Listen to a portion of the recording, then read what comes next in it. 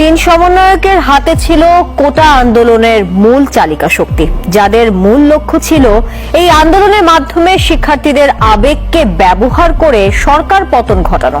ওই তিন সমন্বয়ক হলেন নাহিদ ইসলাম, আসিফ মাহমুদ সজীব ভুইয়া ও আবু বাকের মজুমদার।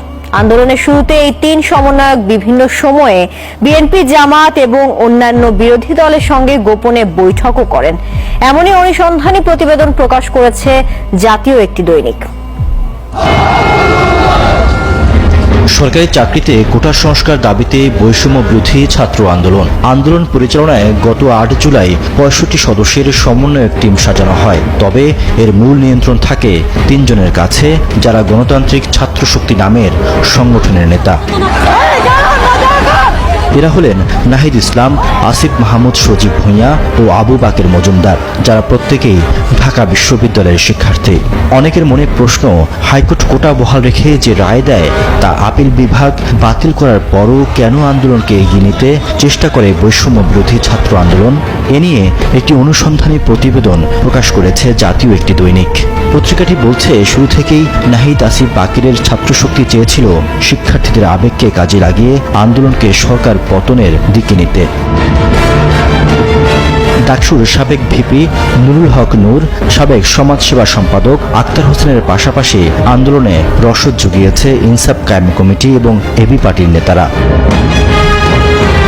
দৈনিকটির প্রতিবেদনে আরও উঠে আসে, ডাকসুর সাবেক ভিপি নুরুল হক নূরের ছাত্র অধিকার পরিষদ ও পরে গণ অধিকার পরিষদ নামক রাজনৈতিক দলের অনুসারী ছিলেন এই তিন সমন্বয়ক। ২০১৮ সালের কোটার পরিপত্র বাতিলে হাইকোর্টের সিদ্ধান্তের পর দ্বিতীয় দফা কোটা বিরোধী আন্দোলন শুরু হয়। সাধারণ ছাত্র এবং নিরপেক্ষ সমন্বয়করা শান্তিপূর্ণ আন্দোলনের পক্ষে থাকলেও তারা নেতৃত্বে থেকে আন্দোলনটিকে দীর্ঘায়িত করা এবং যার মধ্য দিয়ে সরকার পতন নিশ্চিত করার লক্ষ্য ছিল। খামেরা তো দাগ হয় কিভাবে? এই যে ভাবি, দাগও যাবে, রাগও যাবে। নিন চাকা সুপার হোয়াইট। দৈনিক পত্রিকাটির তথ্য মতে, আন্দোলনের শুরুতে এই তিন সমন্বয়ক বিভিন্ন সময়ে বিএনপি, জামায়াত এবং অন্যান্য বিরোধী দলের সঙ্গে গোপনে বৈঠক করেন। এছাড়া জাতীয় ইনসাফ কায়েম কমিটির নেতাদের সঙ্গেও বেশ কয়েকবার বৈঠক হয় এসব নেতার।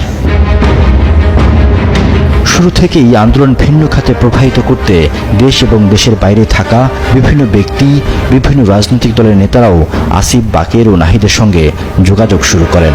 তবে বেশিরভাগ সমন্বয়ক এর বিরোধিতা করেছেন। Desk report, news 24।